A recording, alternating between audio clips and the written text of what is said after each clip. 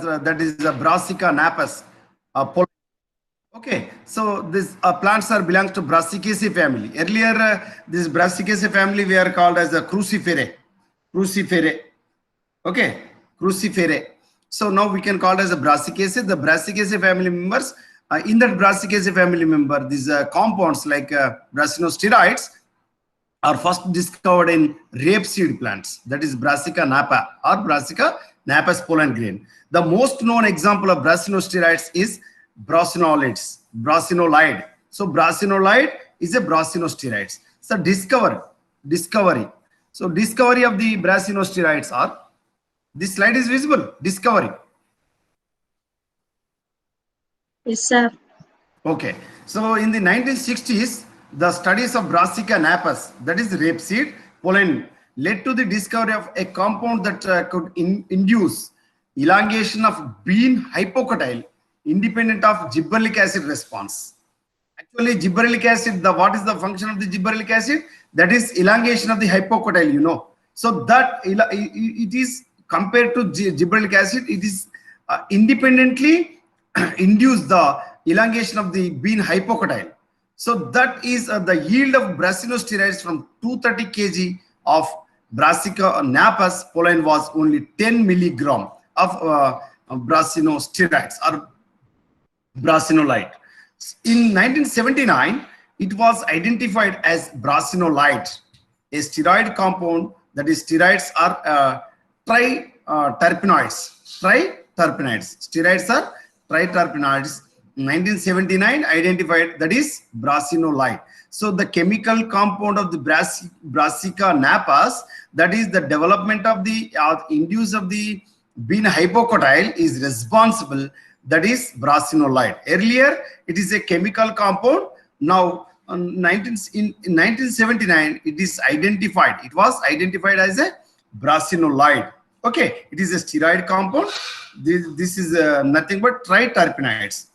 And at the same time, another brassinosteroid was discovered in 1982, that is castosterone, isolated from insect galls on chestnut. So this is discovered in 1982. Earlier, 1979, brassinolide. Like that, 1982, castosterone is another brassinosteroid was isolated from insect galls on chestnut. And about 70 types of the brassinosteroids are found by the Bisgus 2007 have been found in algae, not only in lower plants like algae, ferns and gymnosperms, even the angiosperms, but not bacteria. So bacteria is not shown about this brassinosteroids, but remaining all lower plants like algae, ferns and gymnosperms also along with this plant angiosperms shows these brassinosteroids. So these brassinosteroids, more than 70 types of the brassinosteroids, they are found in 2007 according to Bisgus.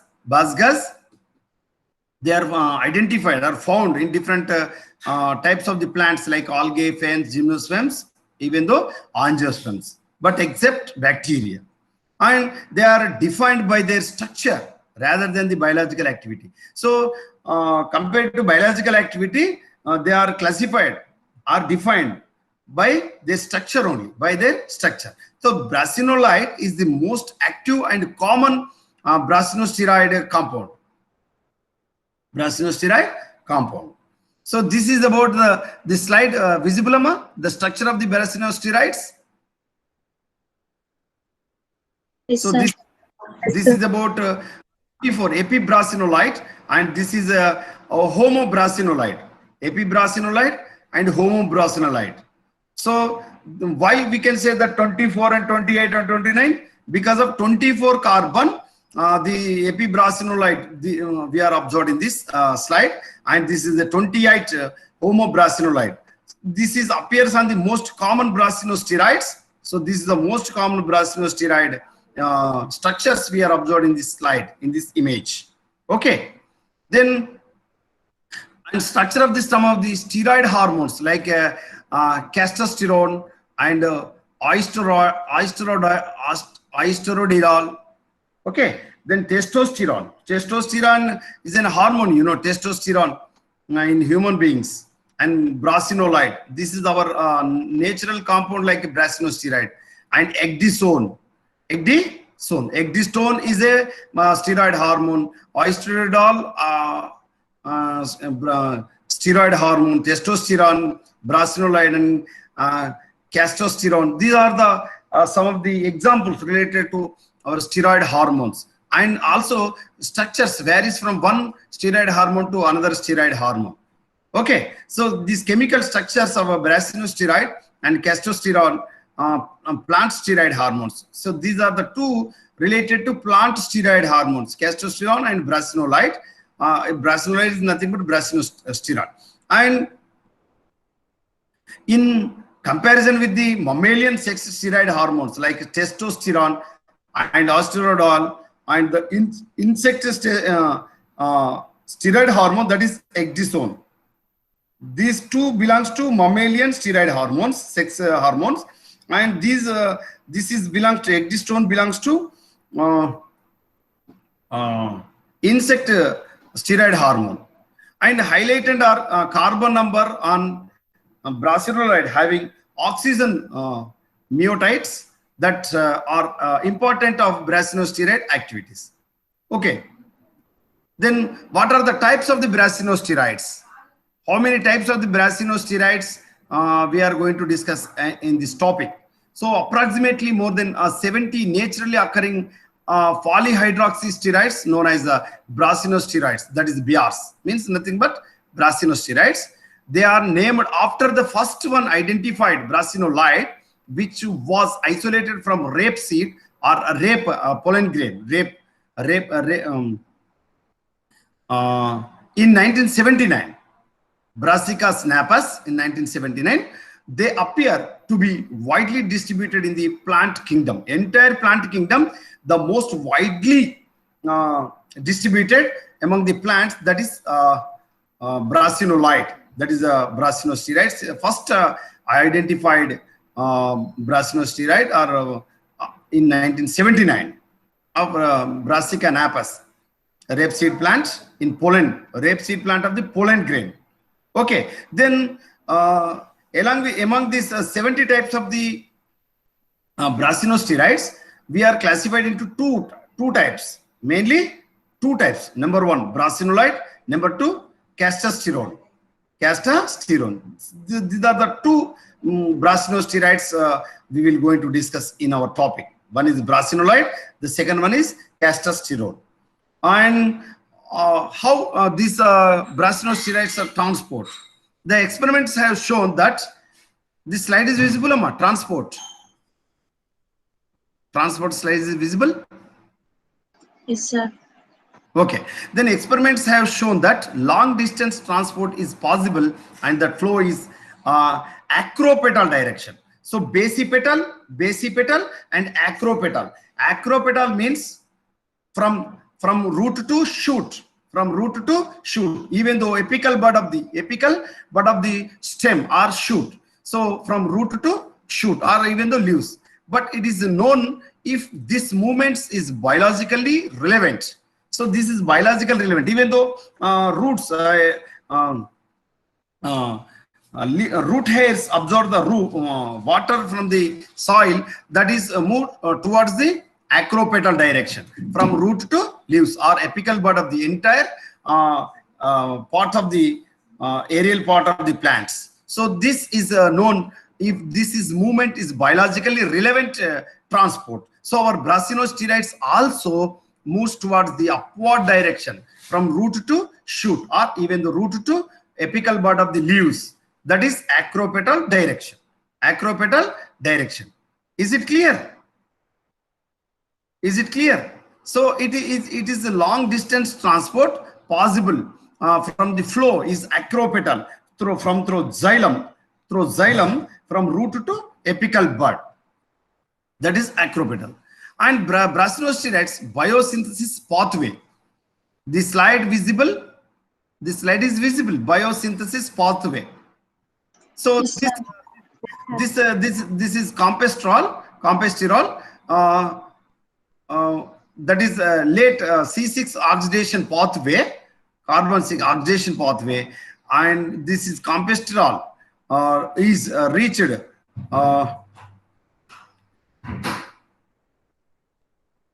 So this is the biosynthesis of brasinosteroids. So lastly, we are observed hydroxybrasinolide. Lastly, we are observed in this slide hydroxybrasinolide.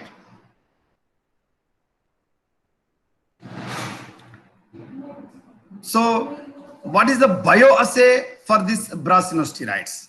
Bioassay.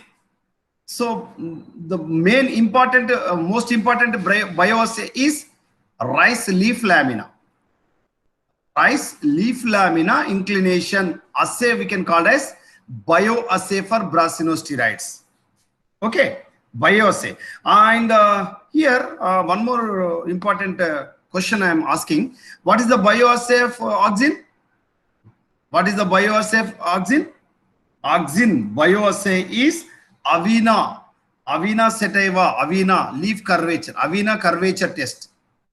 Avena curvature test. So Avena curvature is a bioassay for auxins. At the same time, the bioassay for brasinosteroids are rice leaf lamina inclination assay. So this is the bioassay for brasinosteroids. Then each and every hormone, phytohormone is having bioassay, my dear friends. Remember, then brasinosteroids causes swelling of cells on one side of the joint between the leaf blade and the sheath, causing quantitative amount of bending. The rice leaf lamina inclination bioassay is dependent on brasinosteroids induced cell expansion. So this induced cell expansion we are observed in the rice leaf lamina, that is paddy leaf lamina inclination bioassay. The lamina inclination resembles the epinasty. Epinasty means the movement, the growth of movement, upward movements we may called as epinasty. Hyponasty means dive downwards. So epinasty phenomenon caused by ethylene. So yesterday we are discussed about ethylene. So ethylene physiological function is epinasty. Like that, so brasinosteroids also lamina inclination resembles the epinasty phenomenon caused by ethylene. In response to brasinosteroid, the cells on the adaxial means upper surface. Adaxial surface means upper. Abaxial means lower surface. Here, adaxial means upper surface of the leaf near the joint region expand more than the cells on the abaxial surface. Abaxial means lower surface. Then causing the vertically oriented leaf to bend outward. Then an increase in cell wall loosening is required for brasinosteroids, that is brasinolide induced cell expansion on the adaxial side of the leaf. Then what is the location and characteristics of this brasinosteroids? Mainly location. Where is the place or location of this brasinosteroids? So release in matured cells, less so in immature cells. So matured cells are the main location for these brasinosteroids, when they have less than enough sugar and oxygen to support both themselves and any dependent cells. And release in response to root environmental pest or disease stress. Whenever the disease stress, even the pest, the brasinosteroids are released the response to root environmental area, and may work in concert with gibberellin or be part of the hormone effect cascade. Work with concert with gibberellins. In visually similar to the animal hormones like cortisol. So cortisol is an animal hormone, even though human beings also cortisol, and may function in a similar manner, raising phloem sugar levels to deal with short-term environmental stress, just like cortisol. Just like cortisol. Here, the phloem, sugar content. So phloem juice transports sugars, you know. So the sugar levels to deal with short-term environmental stress, just like cortisol. Cortisol. And what are the signaling of these brassinosteroids? This slide is visible. Signaling of brassinosteroids. Yes, sir. Brassinosteroids are recognized at the cell membrane, although they are membrane soluble area. So membrane soluble environment. Here, the brassinosteroids are recognized at the cell membrane, all the cell membranes, although they are membrane soluble. Here, this is the plasma membrane, you know. This slide is visible. This is the plasma membrane. This is the cytoplasm. This is the cytoplasm. This plasma membrane. This is the plasma membrane. So this is the plasma membrane, tail and head of the plasma membrane. And this is the transmembrane domain. This is the transmembrane domain. In this plasma membrane, this is the outside of the plasma membrane cell, and this is the inside of the plasma membrane. Inside of the plasma membrane contains cytoplasm, you know. This is the outer environment, external environment of this cell, and this is the plasma membrane. These external environment or outside of the cell we are observed, that is LRRS, means leucine-rich repeat sequences. LRRS means leucine-rich repeat sequences we are observed. This is the BL means BL binding site, means brassinolyte binding site. Brassinolyte binding site. So LRRS means leucine-rich repeat sequences, and brassinolyte binding site we are observed in the region of the external environment of the plasma membrane. This the domain structure of the BR receptors, that is BR1, brassinosteroid insensitive 1, that is the BRI1 is localized on the plasma membrane. So this is the localized plasma membrane we are observed in this slide. The extracellular region consists of a stretch of leucine-rich repeat sequences. This is extracellular region, and this is intracellular region we are observed. The intracellular portion contains a juxtamembrane domain. Juxtamembrane domain, that is even though that is also contain a kinase domain. So this is the purple color, and the blue color region is a kinase domain. Purple color is the juxtamembrane domain, and the yellow color region is C-terminal tail. C-terminal tail. C-terminal tail. And model for brassinosteroid signaling, that is the signal perception occurs at the cell surface. So this is the cell wall or plasma membrane. This is the nuclear membrane or nucleus inside the cell. So BL means brassinolyte. BL means brassinolyte. And BRI1 means brassinosteroid insensitive 1. So BRI1 we are observed here. This is BRI1. BRI1. And BAK1. BAK1.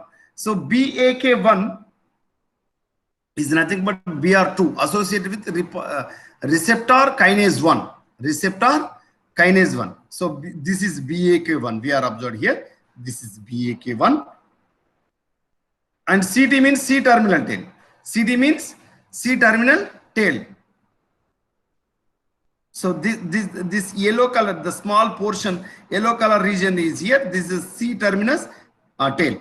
And previous slide we are observed. This is yellow color regions. This is C-terminal tail. And BIN2. BIN2 means here brassinosteroid insensitive 2. BIN2 means brassinosteroid insensitive 2.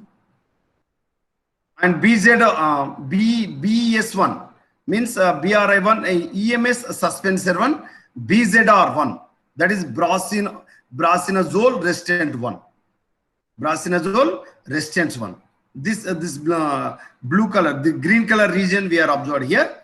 This is this entire this is entire reactions related to signal reception occurs at the cell surface. This is the cell surface region, and this is the cytoplasm region, and this is the nuclear region. So this entire process is shows about a model for brassinosteroid signaling. Brassinosteroid signaling. How these genes are going to induce by this brassinosteroid. That is the finally we are observed brassinosteroid biosynthesis genes in the nuclear region.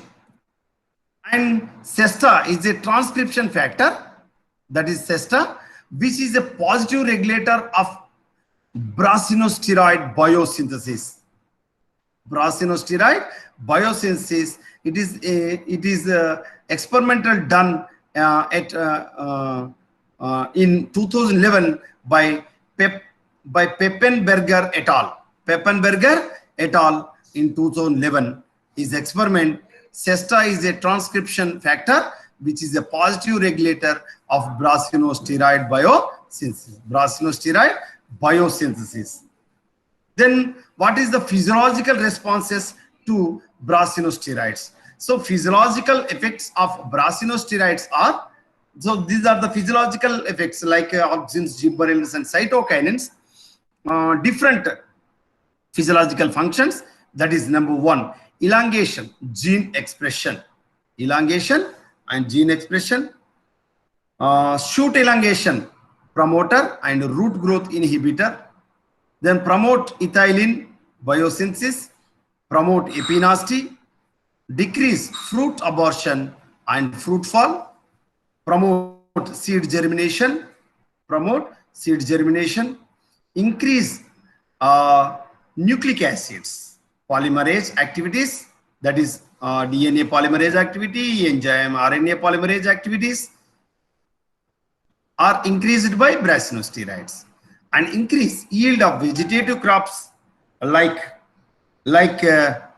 lettuce, bean and pepper, and increase pollen tube growth.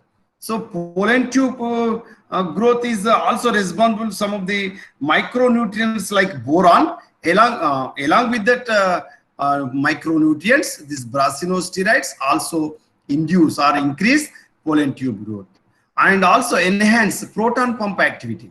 This proton pump activity is also important, very important for the stomatal closure and opening mechanism. So that is also responsible of our brassinosteroids. And promote male sterility.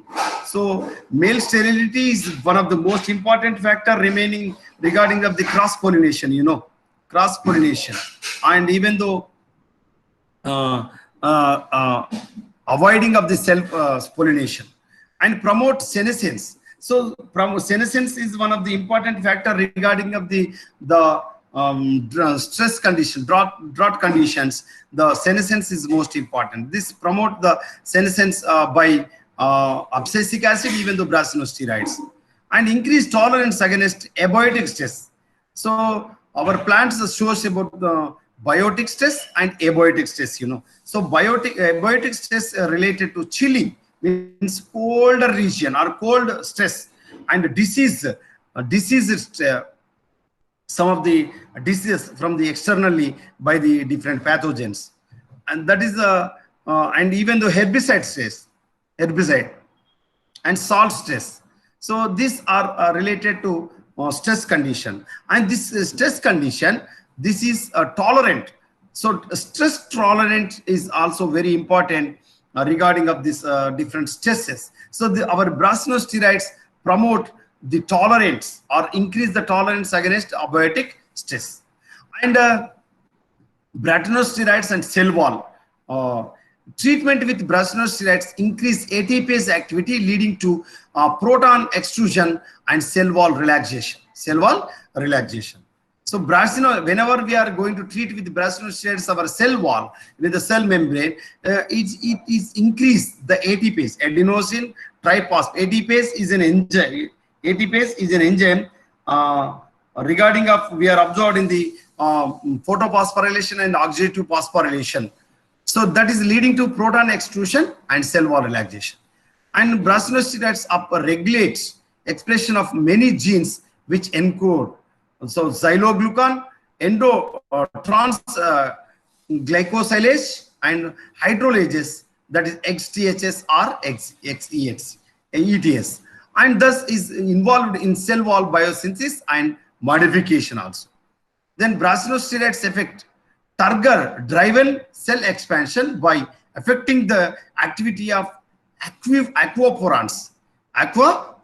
So some of the porins, so porins are some of the water channels present on the plasma membrane, which is act as a channel protons for the facilitated diffusion that help the plant cells and osmoregulation. And these brassinolides or brassinosteroids may also affect cell shape and expansion via regulation of microtubule dynamics. And these brassinosteroids promote both cell expansion and cell division in shoots. So cell expansion and cell division are also responsible by auxins, even though cytokinins. So cell division, mainly cytokinins is responsible for the cell division. The growth promoting effects of brassinosteroids are reflected in acceleration of both cell elongation and cell division. The stimulatory effect of brassinosteroids on growth in most pronounced in young growing shoot tissues. The kinetics of cell expansion in response to nanomolar concentration of brassinolides differs from that of auxin. In addition to cell elongation, brassinosteroids also stimulate cell proliferation. So cell proliferation is most important in the some of the tissue culture experiments. And the effect of brassinosteroids on microtubules organization in Arabidopsis thaliana seedlings and white types parenchyma cells showing normal transverse microtubules arrangement. So this is B or deficient mutant parenchyma cells with few non-aligned microtubules.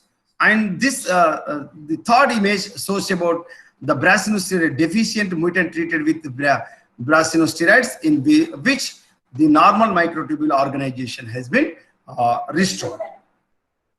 And brassinosteroids both promote and inhibit root growth. So brassinosteroids are required for normal root elongation. However, like auxin, exogenously applied brassinosteroids may have positive or negative effects on root growth depending on the concentration. When applied exogenously to brassinosteroid deficient mutants, BR promotes root growth at low concentration and inhibit root growth at high concentration. Like auxins, the lower concentration which is promotes the root growth, and high concentration which is inhibits. The effects of brassinosteroids on root growth are independent of both auxin and gibberellin actions. Along these, the brassinosteroids are independent, like auxins and gibberellins. At low concentration, brassinosteroids can also induce the formation of lateral roots. Brassinosteroids treatment promotes acropetal axon transport, which is required for the development of lateral roots, like auxins. Then brassinosteroid promotes xylem differentiation during vascular development. In vascular plants like from pteridophytes to gymnosperms and angiosperms, this xylem differentiation during vascular development, the brassinosteroids promotes this differentiation. And this plays an important role in vascular development, both promoting xylem and suppressing phloem differentiation. So these brassinosteroids, in this slide, we are observed in the Arabidopsis thaliana stem cross section how this vascular differentiation, this xylem and phloem. So xylem is induced by our brassinosteroids, and phloem differentiation is inhibition treatment. And even though leaf mesobil cell before this is the left side, and the right side region, we are observed differentiation into tertiary elements. Tertiary elements in genia, leaf mesophyll cells, and the tertiary cells that differentiated from genia, leaf mesophyll cells, we are observed the differentiation. And BRs are required for the brassinosteroids are required for the growth of pollen tube. So pollen tube also induced by the brassinosteroids, enlarged or induced by brassinosteroids. The pollen is a rich source of brassinosteroids and are important for male fertility. So the brassinosteroid has been shown to promote the growth of the pollen tube from the stigma and through the style to the embryo sac. And these brassinosteroids and germination, seed germination is another process where the interaction with the brassinolyte with other plant hormones has been described. In Arabidopsis thaliana, the germination of several gibberellic acid biosynthetic mutant can be partially rescued by application of gibberellic acid 24 epibrassinolyte.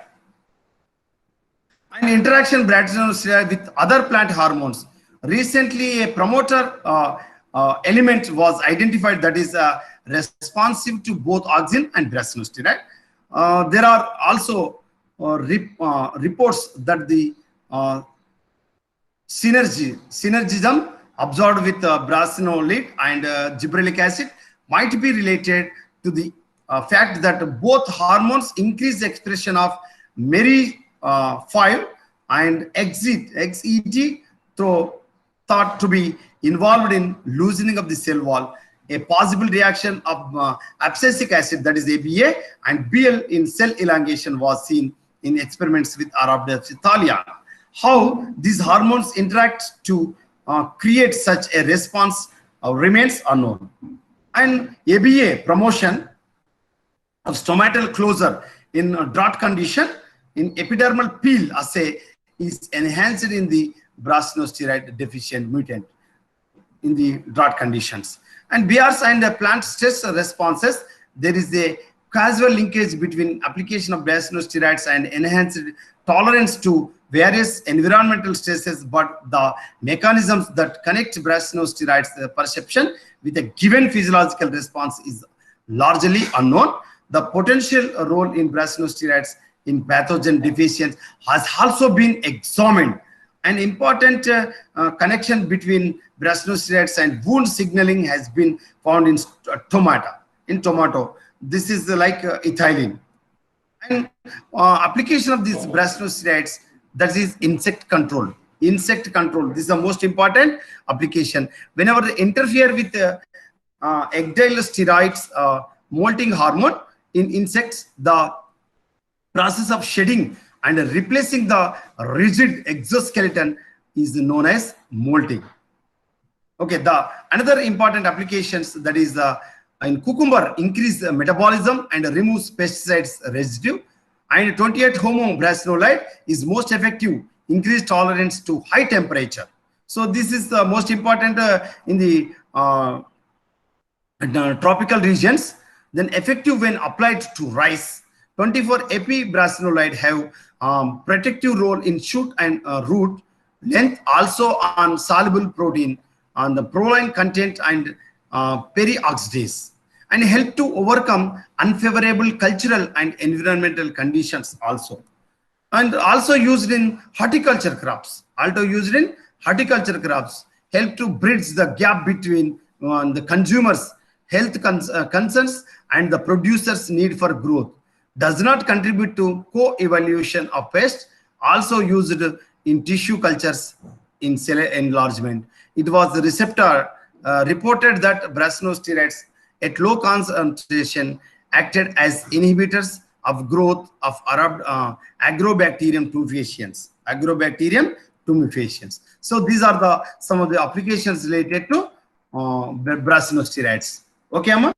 This is about brassinosteroids. If you have any doubt, please ask me, Amma.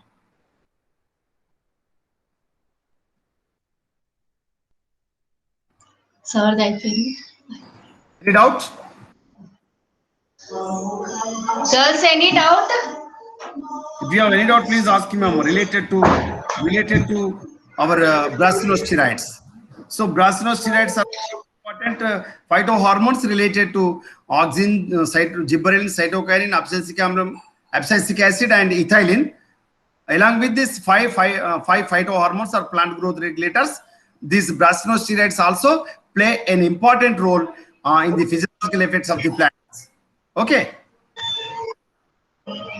Yeah, thank you, sir. Girls, today is the last day for our class. They wish all the best, girls. Sir classes is all completed in nitrogen metabolism, all phytohormones. If any doubts now in the respiration also. If any doubt, girls, in these topics. Related to respiration, glycolysis, okay, Krebs cycle, electron transport chain, electron transportation, even though fermentation process, anaerobic respiration, mitochondria structure and function, వాళ్ళకేం doubts లేనట్లు ఉన్నాయి sir. nitrogen Thank you so metabolism. much, sir. In this nitrogen metabolism, we are already discussed about the nitrogen fixation, biological nitrogen fixation, abiological nitrogen fixation, nitrogen assimilation, and nitrate reduction, and ammonia. Okay. GOGAT and GS GOGAT pathway also we are discussed. Okay, if you have no doubt, I will stop here. Okay, sir. Thank you, sir. Girls, thank you.